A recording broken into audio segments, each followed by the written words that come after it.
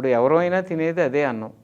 దానికి 5 రూపాయలు అన్నా క్యాంటీన్లో తింటామా, ఇంట్లోనో బయట హోటల్లో తింటే మనం తింటే ఒక 1000 రూపాయలు అవుతుందేమో. మరీ 75,000 1,50,000 తిండి రోజు తిని నిన్న కేసీఆర్ వాళ్ళ ఫ్యామిలీ ఇక్కడ తెలంగాణలో 900 కోట్లు 10 ఏళ్లలో. అంటే సంవత్సరానికి 100 కోట్లు కేవలం వాళ్ళ జల్సాల కోసం ఖర్చు పెడతాంటే ప్రజాధనం దుర్వినియోగం అవుతుంటే, అలాగే జగన్మోహన్ రెడ్డి కూడా అంతే కదా. అందరూ అంతే. ఇప్పుడు ఇలాంటి దుర్వినియోగాన్ని అడ్డుకట్ట వేసే విధంగా ఏదో ఒక వ్యవస్థ రావాలి. వ్యవస్థ రావాలంటే ప్రజల్లో చైతన్యం రావాలి, ప్రజల్లో పోరాట స్ఫూర్తి రావాలి, దానికి పత్రికలు సహకారం చేయాలి. దురదృష్టవశాత్తు పత్రికలు సహకారం చేసే పరిస్థితిలో లేవు.